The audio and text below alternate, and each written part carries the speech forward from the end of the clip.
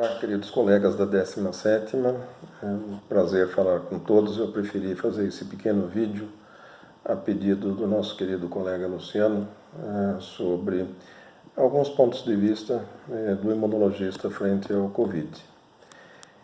De fato, nós temos um vírus com algumas variações genéticas e que causa várias doenças. Então, nós temos desde portadores assintomáticos, formas leves, moderadas e graves, a princípio com foco na via respiratória.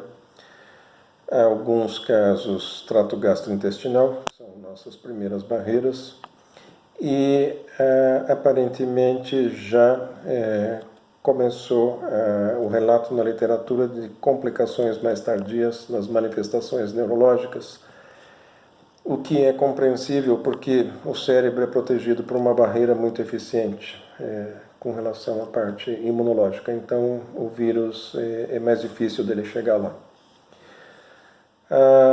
A visão do imunologista aqui trata-se de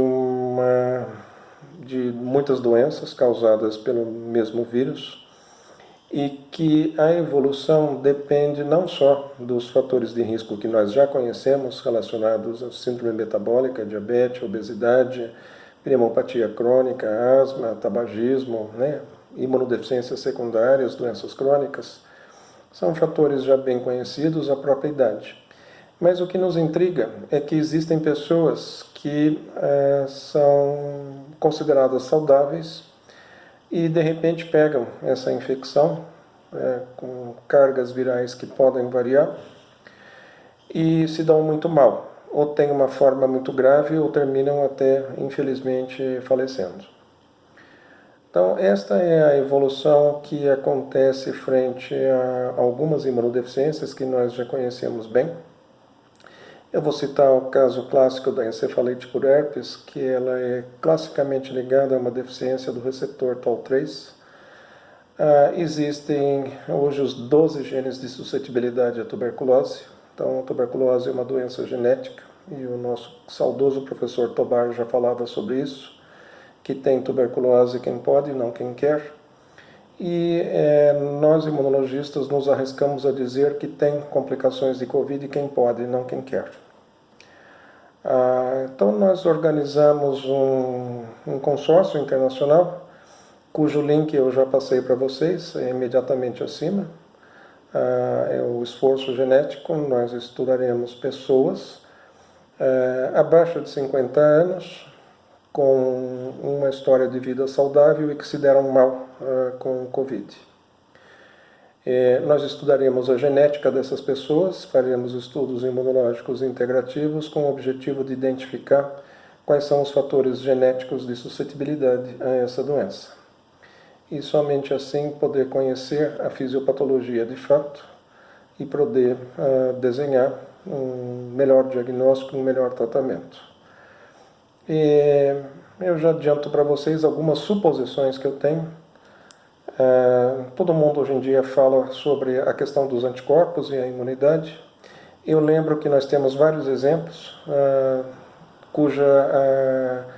o aparecimento dos anticorpos não significa imunidade. O exemplo clássico é o HIV. Nós usamos a sorologia do HIV para fazer o diagnóstico e não para atestar a imunidade ao HIV.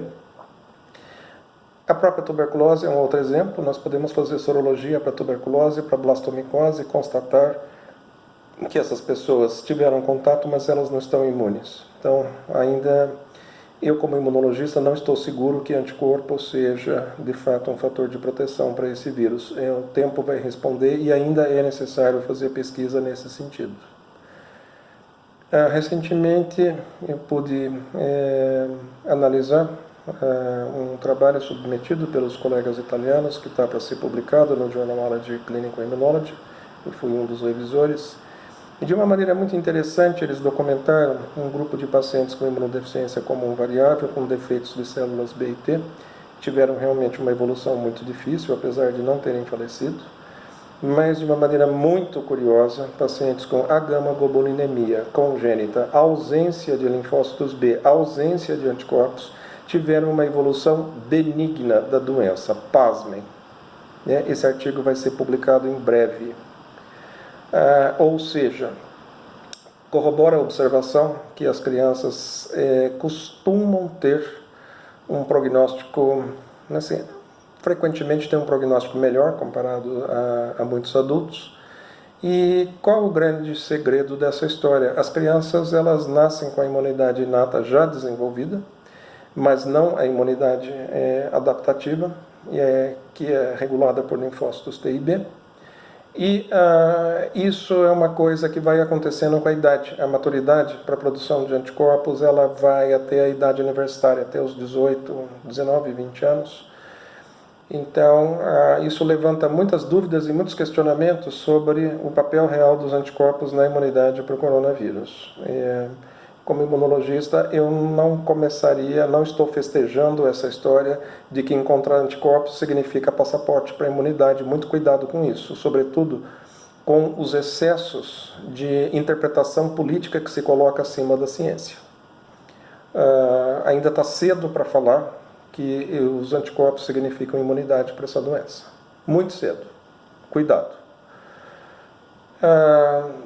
Que mais que vem pela frente? Olha, é uma doença o aspecto inflamatório lembra muito, é uma síndrome de ativação macrofágica, linfociticose congênita, e por aí nós vamos investigar, tentar esclarecer a fisiopatologia, né, e com isso criar ferramentas para que a gente possa atuar na resposta imune, né, que para ser saudável ela não pode exceder e não pode faltar. A imunologia tem que ser na boa medida, na medida que resolva um problema sem causar outro.